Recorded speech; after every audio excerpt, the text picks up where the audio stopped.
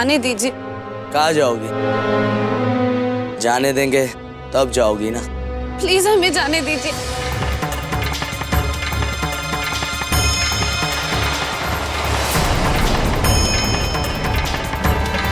रुको।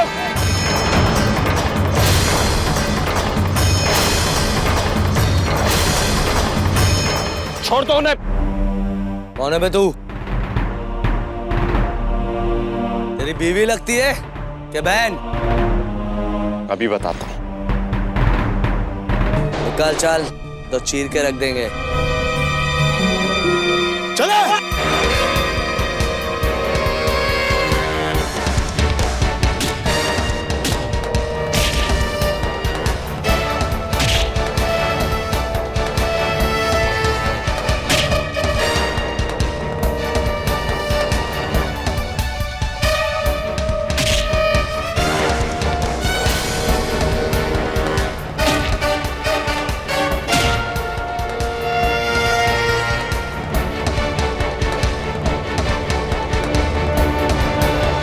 कार्तिक जी,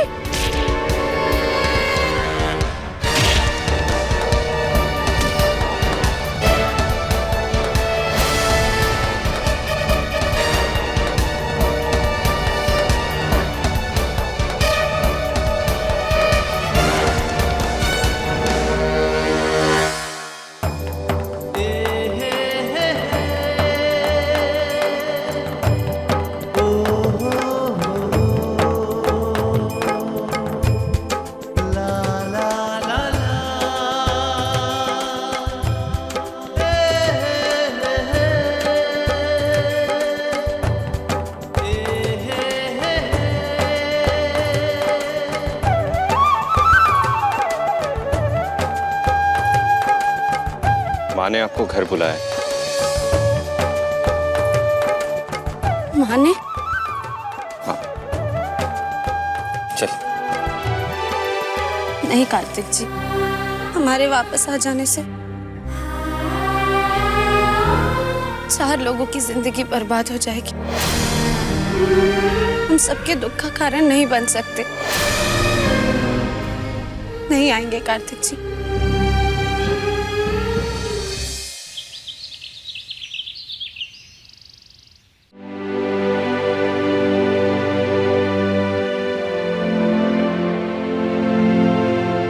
माँ,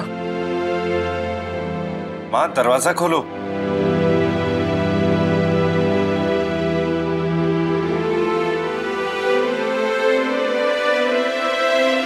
सुमन,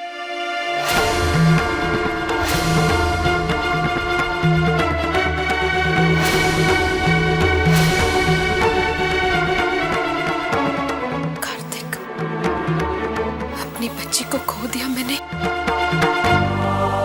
मेरी सुमन। अरे माँ आप, माँ रो मत। देखो तो कौन आया है।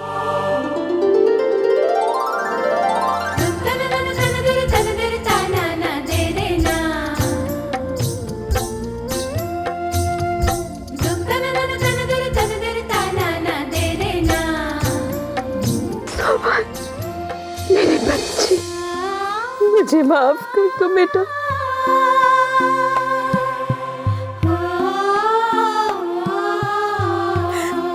मुझसे बहुत बड़ी गलती हो गई सुमन।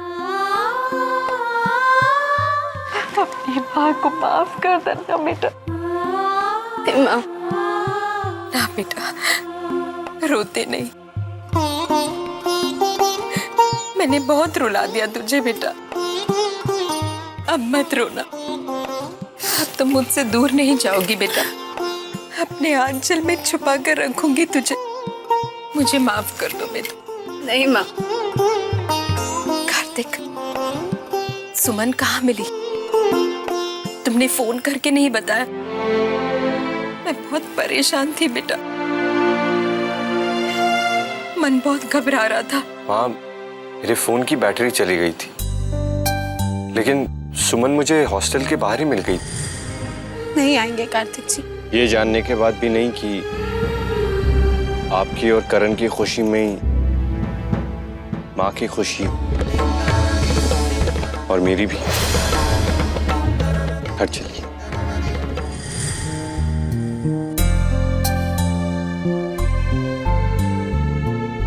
अब ना सिर्फ तुम मेरी बेटी हो, मेरी बहू भी बनोगी।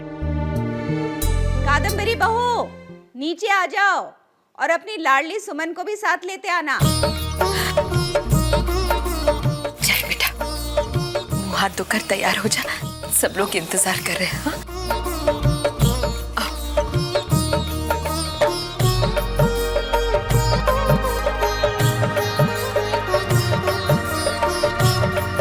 मैंने कहा था ना, सुमन को लौटकर आना ही होगा।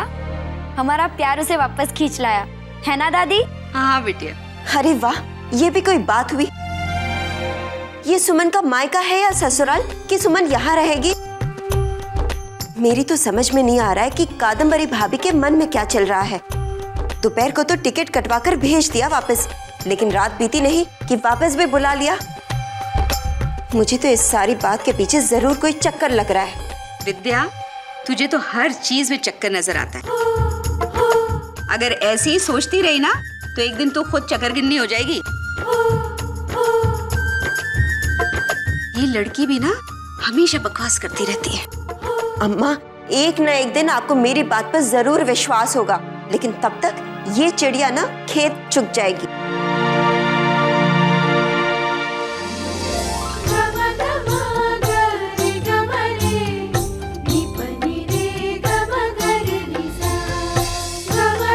गुड मॉर्निंग सुमन। गुड मॉर्निंग गुड्डी दीदी।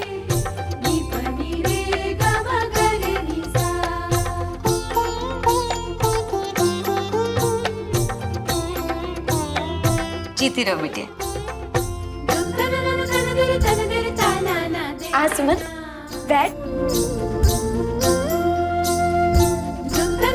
मैंने तुझे कहा था ना, मत जा, वापस लौटकर आना पड़ेगा। वही तो बात मेरी भी समझ में नहीं आ रही है कि सुमन को वापस क्यों आना पड़ा। बुआ जी, वो सुमन की बस खराब हो गई तो अच्छा हुआ सुमन ने माँ को फोन कर दिया और मैं वहां उसे लेने पहुंच गया। ओह अच्छा, बस खराब हो गई थी। कोई बात नहीं है, आज दोपहर की बस से चली जा, मैं टिकट करवा देती हूँ। विद्या जी, इसकी कोई जरूरत नहीं है। सुमन को जब जाना होगा टिकट मैं कर दूंगी। बहू, वापस भेजने की कोई जल्दी नहीं है। मैं तो कहती हूँ सुमन बिटिया भी कुछ दिन और यहीं रहेगी।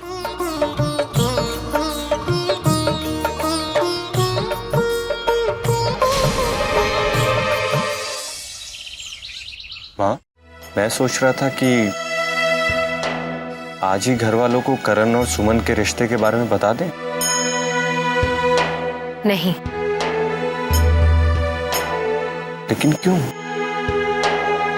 क्योंकि मैं चाहती हूँ कि सबसे पहले मेरे बड़े बेटे की शादी हो जाए और उसके बाद मैं करण और सुमन की शादी करूंगी। लेकिन माँ, मैं अभी शादी नहीं करना चाहता। शादी नहीं करना चाहते? क्यों? क्योंकि मैंने ये फैसला किया है कि पहले करण और सुमन की शादी होगी, उसके बाद ही मैं शादी करूंगा। ये तुम कैसी बातें कर रहे हो कार्तिक? बड़े भाई की शादी से पहले छोटे भाई की शादी? ये नहीं हो सकता। घर वाले इस बात के लिए राजी नहीं होंगे बेटा। माँ, बस आप राजी हो जाइए, घर वालों को मैं मना लूंगा। तू जिद करके बैठ गया कार्तिक। तेरे मन में और कोई बात तो नहीं ना? नहीं माँ, और कोई बात नहीं है। सच कह रही हो? हाँ,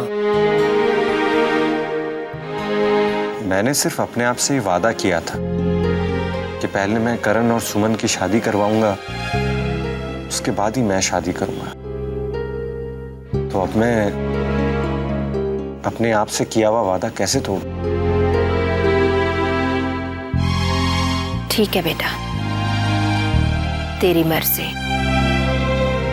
पता नहीं घर वाले इस बात के लिए राजी होंगे या नहीं। माँ, आप उसकी चिंता मत कीजिए, मैं सबको मना लूंगा। करण कहाँ है? बाबूजी को लेने स्टेशन गया है।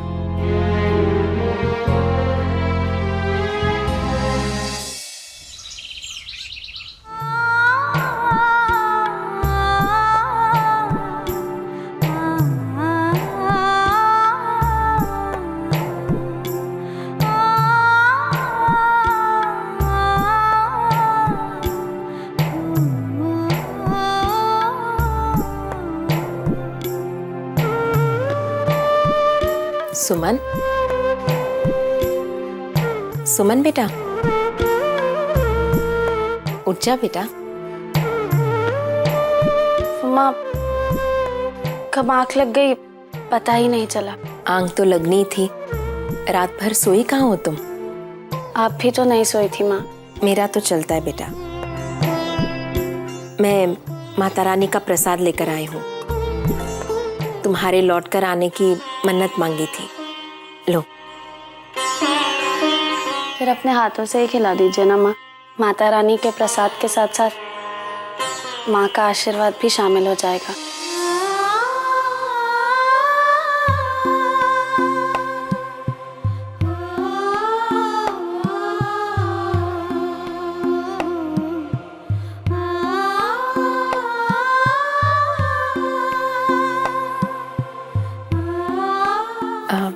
सुमन, मुंह हाथ धोकर आ जाना। सबके लिए चाय बना देना बेटा। हम लोग बैठक में ही बैठे हैं, सबको तेरे हाथ की बनाई हुई चाय पीनी है। जी माँ।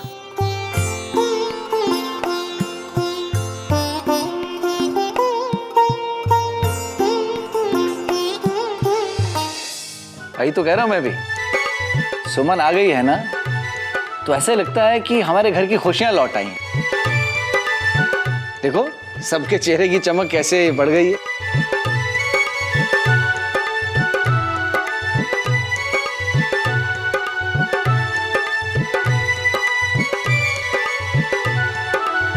आप सब तो सुमन की ऐसी तारीफ कर रहे हैं जैसे उसके जैसा तो दुनिया में कोई ना हो। वो प्यार से काम करती है तो हम सब क्या नफरत से काम करते हैं? किसी को इतना भी सिर पे चढ़ाना ठीक बात नहीं है। हाँ विद्या, अरे तुझे क्यों चिढ़ हो रही है? ये लो अम्मा, मैं क्यों चिढ़ूंगी? मैं तो बस यूं ही कह रही हूँ। सुन के बहुत अजीब लग रहा है। वो चली गई तो सब लोग उसकी याद में इतने दुखी हो रहे, और अब जब वो आ गई है तो किसी को तो वो बेटी से बढ़कर लगती है, किसी को वो दुनिया की सबसे अच्छी लड़की लगती है। विद्या, कोई भी सुमन की झूठी तारीफ नहीं कर रहा है। दादाजी आ गए।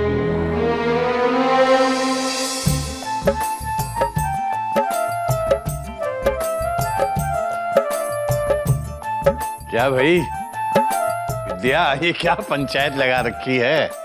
आपका सफर कैसा रहा? सफर बहुत अच्छा रहा। बाबूजी, हम तो बस यूं ही बातें कर रहे थे कि अभी तो मेहमान गए नहीं कि आधे रास्ते से वापस भी लौट आए। किसकी बात हो रही है? नहीं, वो सुमन कल वापस चली गई थी, लेकिन रास्ते में उसकी बस खराब हो गई। चलो अच्छा हुआ, इसमें क्या है। इस बहाने सुमन हम सबके साथ कुछ दिन और बिता लेगी। आप हाथ मुंह धो लीजिए, मैं चाय भिजवाती हूँ। हाँ भाई, सबसे पहले हाथ मुंह धो लेता हूँ, बहुत चिपचिपाहट सी हो रही है।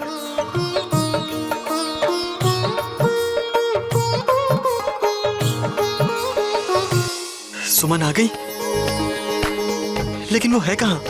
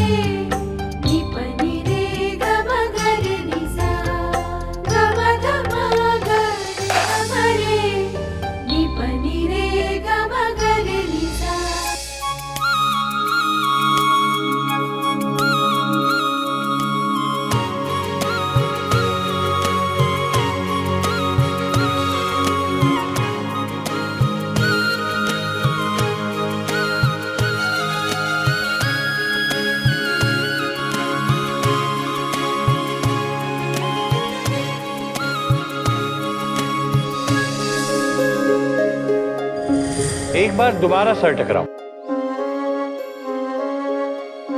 एक बार सर टकराने से झगड़ा होता है, लेकिन 2 बार सर टकराने से दोस्ती होती है।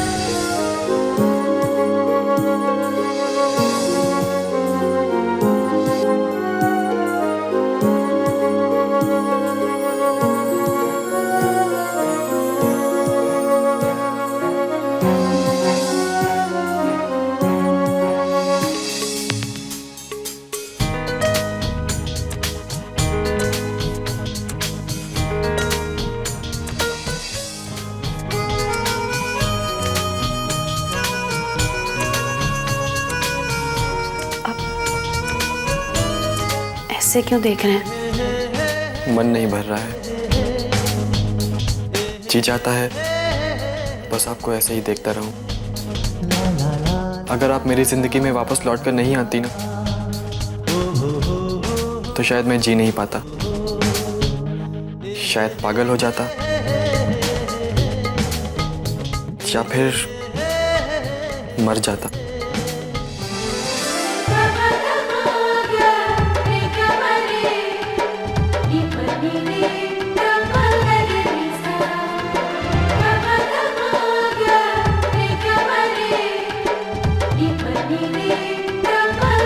ऐसी बात अपने मुंह से मत निकालिए।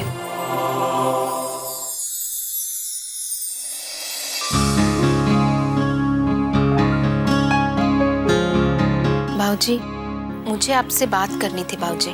हाँ, बोलो ना। वो सुमन है ना? हाँ, सुमन क्या? मुझे वो बहुत अच्छी लगती है बाबूजी। तो सुमन है ही इतनी अच्छी, लगेगी क्यों नहीं? कहना क्या चाह रही हो? मैं उसे इस घर में हमेशा के लिए रखना चाहती हूँ बाबूजी।